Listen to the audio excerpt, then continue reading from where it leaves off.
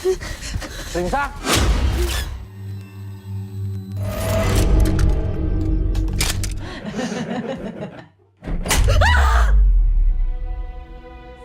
Wah, atasnya wah, naik.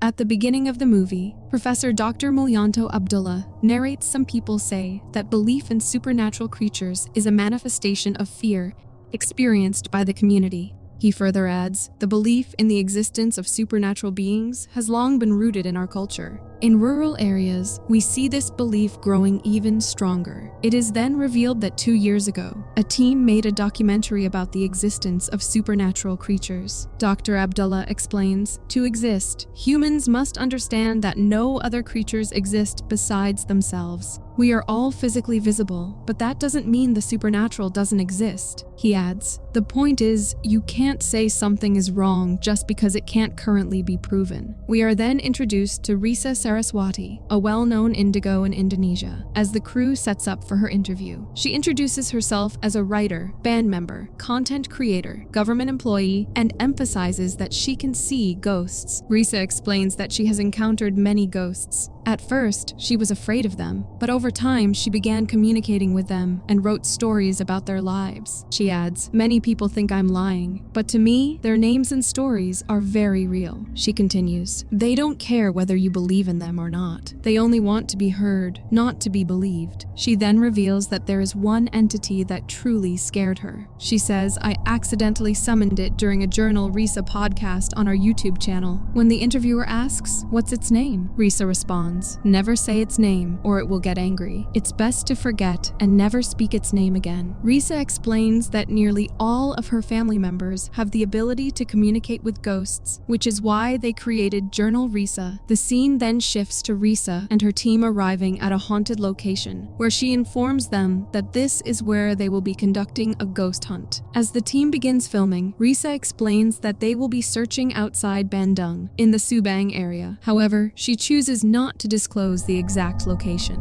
She introduces her team members, Demasta, Nico, Indy, Kakang, Riri, and Farrell. She also introduces Anga and Jeffrey as the masters who will perform cleansing rituals during the hunt to protect them. Farrell and Jeffrey then introduce the brave test participants to Risa, Artie, Feli, and Prinza. Prinza corrects Jeffrey, saying, it's Prinza, not Risa. The scene then cuts to the team interviewing the brave test participants. When asked why they joined Jurnal Risa's team, Artie responds that he is a big fan of Risa, while Feli says she is curious to meet supernatural beings. The interviewer then asks, what about you, Prisna? She corrects him again, saying, it's not Prisna, it's Prinza. She adds, people always get my name wrong, but they remember the names of the ghosts Risa has met, even of that ghost whose name can't be mentioned. She jokingly says, maybe by joining this, I'll become more famous than the ghosts. Suddenly, a mouse drops from nowhere, startling everyone. Anga then comes over and instructs the group to move to another location as it starts drizzling. At 9 p.m., Risa gathers everyone and instructs them that it's the right time to begin the search. Since there are many people, she decides to split them into 3 teams. Team 1 consists of Farrell, Jeffrey, Riri, and Artie. Team 2 includes Feli, Indy, Risa, and Nico. Team 3 has Prinza, Kakang, Anga, and Dimasta. Each team begins exploring the location in search of supernatural activity. Nico then tells Feli that they will leave her alone to test her courage. They set up 2 cameras, one above and one below. Similarly, Damasta tells Prinza the same, and Jeffrey instructs Artie. The instructions are simple. You can communicate anything you see, hear, or feel. If something happens and it's too much for you to handle, clap like this and we'll come to help. They leave Feli, Prinza, and Artie with the cameras and begin monitoring their activities. Prinsa starts exploring the area while recording with her phone. She walks around trying to communicate with the supernatural. The scene then shifts to Artie, who also begins recording and attempts to make contact with unseen forces. Meanwhile, Feli records herself, explaining that she's undergoing the courage test. In her footage, we see an entity appears behind her. Prinsa then decides to call out the names of the ghosts Risa has encountered, hoping to provoke a response. When nothing happens, she makes the risky decision to call the name of the ghost that should not be mentioned. As she begins to say Semex, the monitors start glitching. Prinsa repeats the name, and when nothing happens, she says to herself, maybe I should call it faster. As she does, we catch a glimpse of an entity behind her, though she doesn't notice. Suddenly, Prinsa starts feeling dizzy, and a hand reaches from behind, grabbing her waist. Startled, she screams, drops her phone, and starts acting strangely, as if she's possessed. Realizing what's happening, the team rushes to help her. Damasta and Anga reach Prinsa and urge her to seek forgiveness from God. Everyone gathers around to find out what happened, while Risa, still in the area, senses something unsettling lingering nearby. The team decides to wrap up for the day, with Damasta instructing everyone to pack up their equipment. The next day, Risa and the team review the footage from Prinsa's experience. One team member asks, was Samex the one trending on Twitter? Risa immediately warns them not to say its name. She then adds, I think Prinsa said the name on purpose. Risa explains that when the entity went viral, many people claimed that it came to them after they mentioned it. She wonders aloud, is it possible that it came to Prinsa? And continues reviewing the footage. Eventually, she concludes that the entity did indeed reach Prinsa. The footage from Prinsa's encounter goes viral on YouTube. The documentary team decides to follow Prinsa in her daily life to observe her progress after the incident. Then we see Prinsa shopping at a market, picking up groceries. As she exits, a girl recognizes her and asks for a selfie, acknowledging Prinsa's growing fame. She feels happy that she is becoming famous. Meanwhile, Risa shares with the team that someone from Jurnal Risa has gone to check on Prinsa because she fears something may have latched onto her. A team member asks, what do you mean by something? Risa explains, Uwa Satira, a distant relative who began haunting their family after she passed away. She adds that according to her father, if Uwa's spirit isn't cast out within 5 days, the soul of the person she inhabits will be lost. Risa hopes it's not Uwa who has attached herself to Prinsa. The scene then cuts to Prinsa's house, where Anga and Indy arrive. Prinsa, vlogging, introduces her audience to them and invites them inside. Her cousin Bayu enters angrily, asking, Jurnal Risa's comes over to the house now? Prinsa awkwardly introduces Bayu as her cousin, and he manages her activities. After some small talk, Indy asks Prinsa if she's experienced anything strange since the courage test. Prinsa replies, no, everything's been normal. Anga informs her that the Jurnal Risa team believes something has latched onto her, and they're here to perform a cleansing ritual. Prinsa agrees, but as soon as Anga starts the ritual, Prinsa silently gets up and walks away. Shocked, Indy follows her and notices Riri inside. When she goes to investigate calling Riri's name, an unseen entity grabs her hand. Anga runs to rescue her, and as he pulls her back, Indy cries, it's Yua!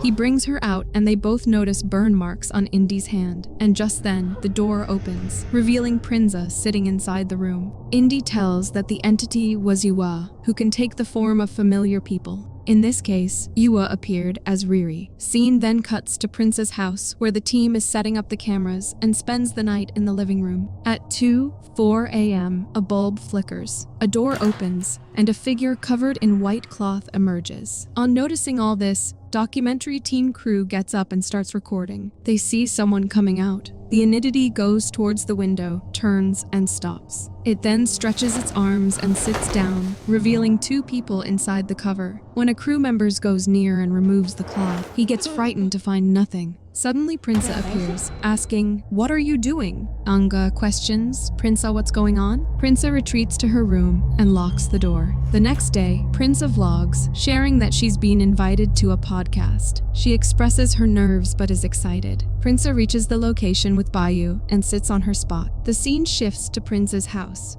where Anga informs the team, Bayu told me that Prinza got angry during the podcast. Later, Prinza returns home from the podcast. She slumps into a chair and says nothing. Anga cautiously tells her that they might need to perform another cleansing ritual. But Prinza, still upset, snaps back. Why again? She insists that she is still Prinza. Anga tries to explain. She then starts crying, and before anyone can respond, she runs to her room, slamming the door shut behind her. At 2:04 a.m., Prinza emerges from her room. She walks into the hall, her eyes drawn to a knife. She picks it up and moves forward. We then see her striking the knife against the floor, sitting in a weird position. The next morning, the team awakens to find Prinza missing. Panic sets in as they search the house, but there's no sign of her. Desperate to understand what happened, they turn to the cameras that recorded the previous night. Suddenly, Bayu's phone rings. He answers. The caller reminds him of Prinza's photo shoot scheduled for that day. Bayu quickly apologizes, explaining that they need to cancel the shoot. However, the person on the other end interrupts, urging him to come to the studio immediately, saying, "Something happened last night, and it's about Prinza." The team rushes to the studio, where Indy and Riri find Prinza behind a couch, naked. They wrap her in a cloth, and Prinza, frightened and confused, asks where she is and what happened to her.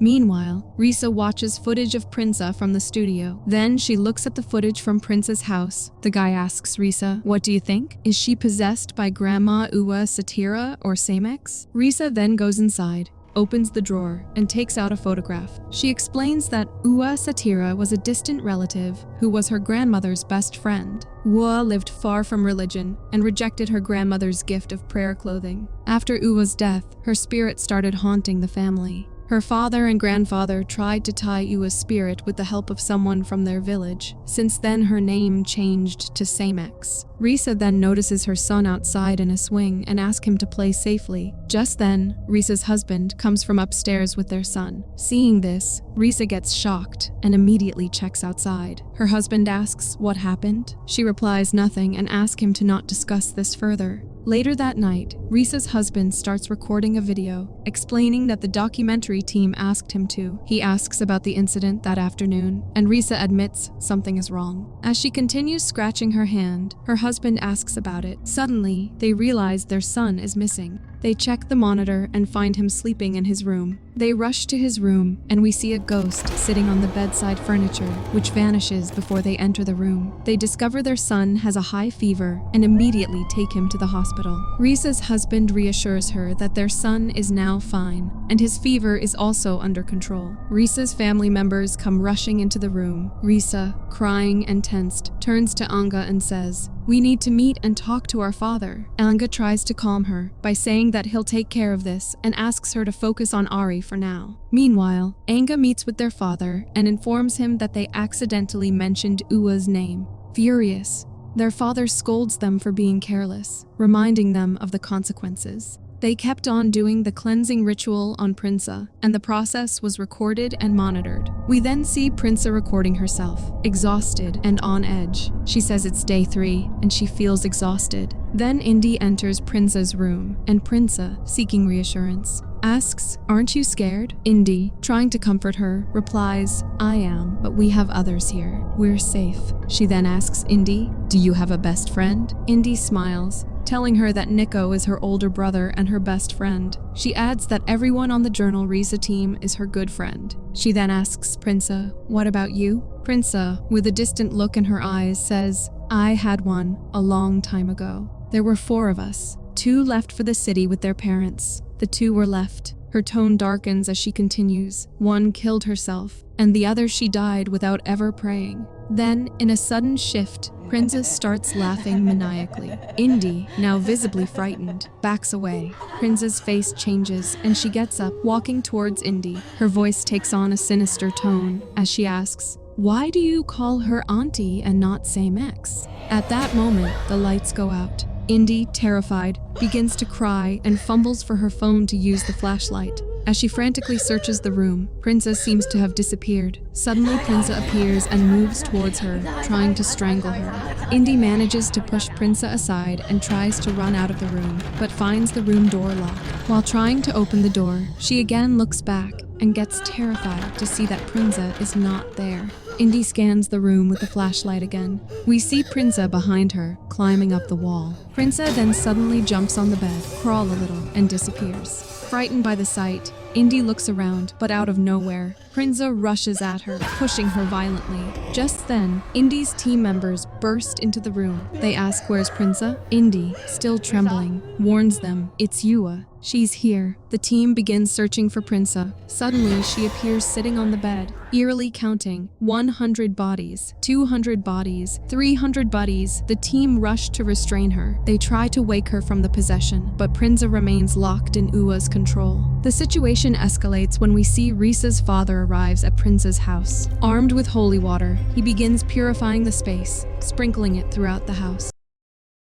Anga and Bayu help Prinza out of her room. Risa's father looks at Prinza and asks the spirit, "Why are you disturbing Prinza?" The spirit responds angrily, "She called me," Risa's father commands. "Go home," but Prinza snarls back, "I'm not going anywhere." Risa's father recites prayers and sprinkles holy water on her. Prinza, now in full rage, pushes Anga and Bayu aside. Everyone tries to calm her down, but she remains furious. Then she goes inside and comes out with a knife. Threatening everyone, she jumps onto the table. Risa's father moves forward to sprinkle holy water on her, but she lunges at Risa's father, trying to strangle him. Anga and Kakang pull Prinza away, while the others rush to help Risa's father. Prinza turns toward the window, and we see a ghostly reflection in the glass. She begins tearing the room apart, scratching the walls and destroying everything in her path. Anga and Kakang struggle to restrain her. In a final act of desperation, Risa's father drinks the holy water and spits it onto Prinza's face. Her screams pierce the air. Slowly, the spirit's grip on her loosens, and after a tense moment, Prinza comes out of the possession. Then Risa's father informs everyone that he thinks it's not Ua. He says it's something supernatural in the form of Ua. He instructs them to go back to the village where it came from, because only they can cure this, as they are the ones who helped bind Ua back then. Also, they are the ones who gave her the name Samex. Anga with his team prepares to leave for the village with Prinza and Bayu. During the drive, Prinza stares out the window with a distant smile. Slowly, her demeanor shifts, and she becomes possessed again. She turns to Anga and eerily says, "You think taking me back to where I was born will scare me? You're wrong." As they approach the village, an old, weathered bridge stands before them. While crossing, they spot a procession of villagers carrying what appears to be a coffin. The group respectfully watches as they pass by, but Kakang's sharp eyes catch something strange. The coffin is empty, but they ignore it and moves forward. Finally, they arrive at the village, but the atmosphere is heavy and unsettling. Without warning, stones start flying at the group, and the villagers shout angrily, demanding that they leave. Anga quickly steps forward, trying to calm the situation, says we're here to see the village head. A tense silence follows his words until an older woman emerges from the crowd. She asks, "Are you the head's guest?" Anga nods. "Come with me," she says curtly, leading them deeper into the village. As they walk through the eerie village, Anga's attention is drawn to several villagers smearing blood on mats. The unsettling sight prompts him to ask the woman guiding them, "What is all this blood and mats for?" She informs, "These are for the ritual, to prevent more deaths." Indy, startled by the implication, asks cautiously, "Are people dying here?" The woman nods. "Yes, it's been a few days now. Something strange is going to happen soon." Anga, feeling the urgency of their mission, asks, "Can we meet the village head now?" The woman motions for them to keep moving. After a while, village head arrives and introduces himself to everyone, then starts examining Prinza closely and asks if it's the 5th night. He then makes Prinza to sit on a chair and says 100 bodies, 200 bodies, 300 bodies. He pauses, waiting for a response. When none comes, he repeats the chant, 100 bodies, 200 bodies. Prinza interrupts, 300 bodies. The village head chuckles darkly. "So, you've finally revealed yourself." He locks eyes with her and says, "Satira." Anga, confused, immediately responds, "But my father said it wasn't US Satira." Village head reveals it's not only Satira who is called Samex in the village. He then calls Ito. She steps forward, and the village head instructs her to take Prinza inside for further purification. Ito glances at the group and issues a strict warning. Not everyone can come in. Anga looks at his team and tells them to stay outside. He follows Ito and Prinza into the house. Inside the dim room, suddenly, Prinza, now seemingly fully possessed, asks, "Did you think I would be scared to be brought back to my own village?" She throws a small pot across the room and begins laughing maniacally. While preparations for the cleansing ritual are underway, the village head solemnly informs them that the village has been cursed for the past 4 years, leading to countless unnatural deaths. He says this curse has impacted many villagers, and some of the spirits who constantly haunts the villagers are called Samaks. Meanwhile, 2 of the crew members tell Bayou and Rick, the camera operator, that they are stepping outside to check on the ritual's progress.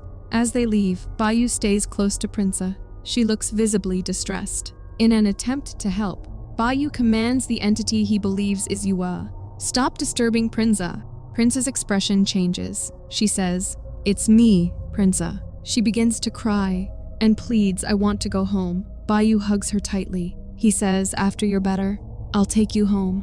I promise. What else do you want?" But as he holds her, Prinza's voice changes deeper, and she says, "I want to taste the placenta of a newborn baby." And we see a ghost hugging Bayou instead of Prinza. It says, "I will slowly tear the baby apart, eat its heart and organs."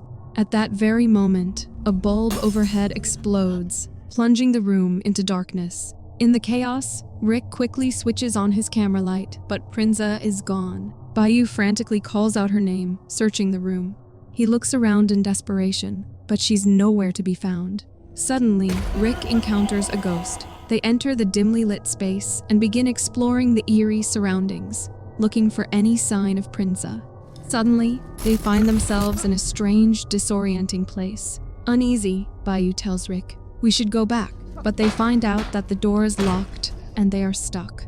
Bayou then hears Prince's voice from inside. He enters the inner part of the room but finds nothing. Suddenly, Rick realizes that Bayou has vanished. As he begins searching for him, he starts witnessing strange things. Desperate, Rick ventures deeper into the unsettling space.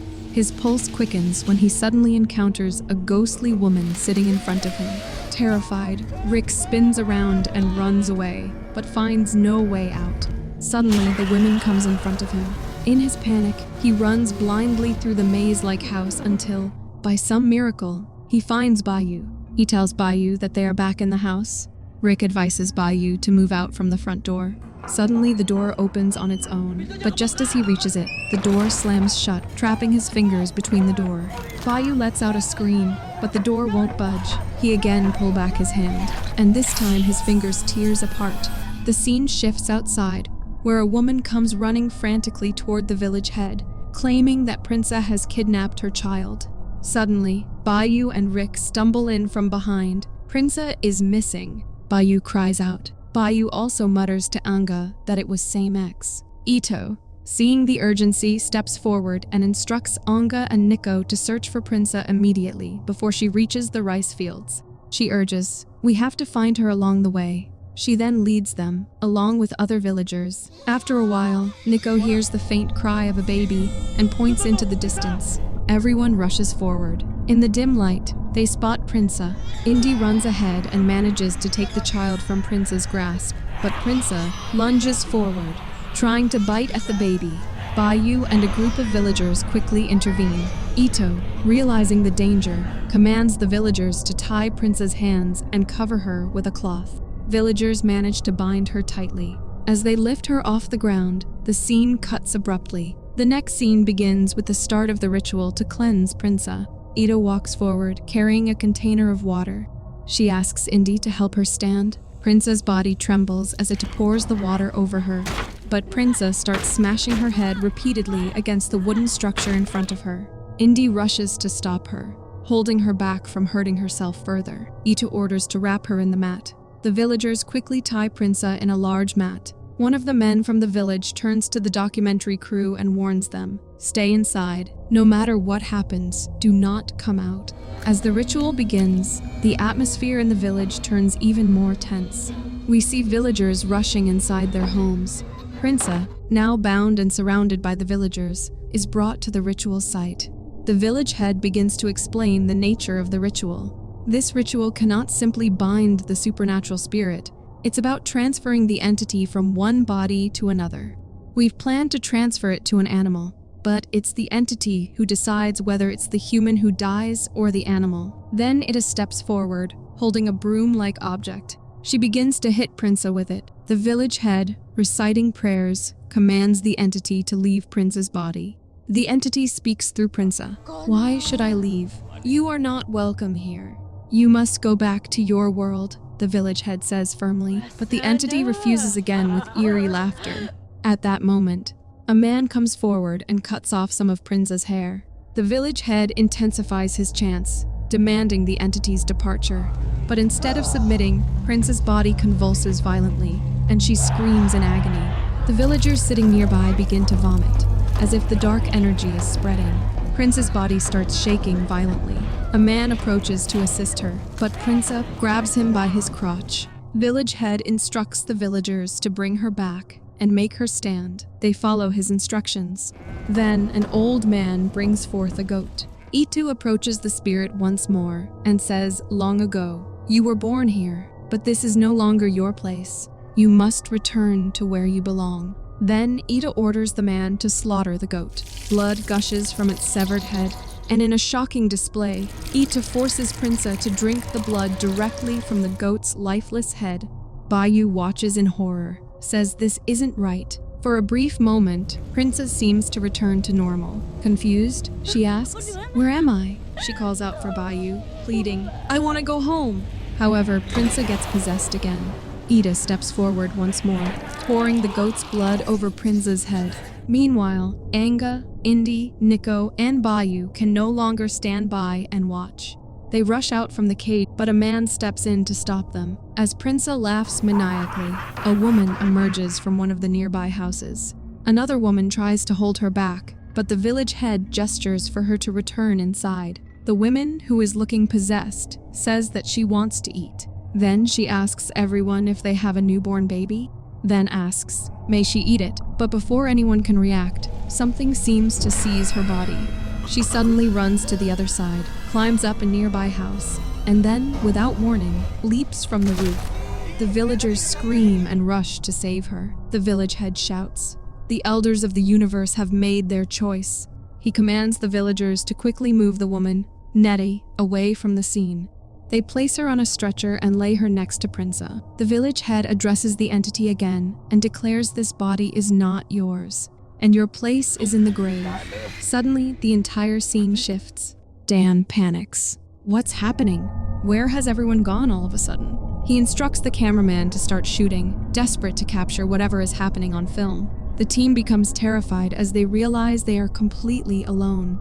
Dan turns to Anga for an explanation. Anga, trying to stay calm, recalls the village head's earlier warning. He said that during the ritual, a gate would open. Bayu suddenly realizes Prinsa is missing. In his panic, he pleads with Anga, "Don't let her be alone. We need to find her." Anga reassures Bayu. He quickly gives instructions to split up and search for Prinsa. As they move through the eerie village, Anga, Bayu, and Indi spot Prinsa in the jungle. They immediately run toward her, but just as they get close, she vanishes into the darkness. Indi is the first to spot her again, but as she approaches, Anga pulls her back, warning her not to get too close. They retreat as Prinsa smiles eerily at them, then runs deeper into the jungle. Determined, the group follows her. They reach a clearing, and Anga signals for them to be quiet. He moves forward and tells Bayu and Indi that the coffin Prinsa was in is here. Then he says, "Let's try saving Prinsa." In fear, Anga, Bayu, and Indi move ahead cautiously through the eerie atmosphere. As they move forward, they witness the ghostly forms of the village head, Yua, and others chanting something incomprehensible. Suddenly, Indi notices that these apparitions have become aware of their presence. Without warning, the ghostly figures rise and start moving toward them. Panicking, the group runs from the scene. After a while, Anga glances behind and realizes the spirits are no longer following them. Just then, Anga spots Prinsa lying nearby, seemingly unconscious, but back to her normal state. They gather around her, gently lifting her and carrying her back to the ritual site. Upon arriving, they are shocked to see that everyone is back in their original positions but frozen, like statues. Anga quickly instructs Indy to put Prinsa back into the coffin. Together, they place her inside the coffin. The moment they do, everything springs back to life, the ritual resuming as if nothing had happened. The tension peaks when the village head suddenly shouts, "Samex is out!" He reaches into Prince's mouth and pulls out something dark and sinister. The entity is no longer bound to her. With careful precision, he transfers the entity into Needy's mouth, finalizing the supernatural transfer. The villagers, who had suffered under the curse, begin to show signs of recovery. Ito approaches Anga, confirming, "You can take Prinsa back now." Anga, still on edge, asks, "Is it finished?" She responds with a calm yes, signaling the end of their ordeal. They gently help Prinsa to her feet, her body weak but free from the possession. Together, the group leads her away from the village, making their way back home. As they leave, Risa's narration reflects on the harrowing events they have just survived. Risa recounts that while Prinsa and the team were allowed to leave, the villagers continued the ritual, but they did not permit the team to record any more of it. Risa shares how this incident was not only the most terrifying, but also the saddest event they had ever witnessed. It left such an impact on her that she decided to stop producing content for a few weeks. In her closing warning, Risa speaks directly to the audience, urging them never to speak aloud or think too much about the names of the supernatural entities they encountered during the film. These names have power, and calling them could bring unwanted attention from the spiritual world. As she delivers her final words, "It can come when you are not ready," the screen fades to black, and the movie ends here. Thanks for watching. If you enjoyed the chills, hit that like button, subscribe, and turn on notifications so you never miss a scare. Until next time, stay spooky.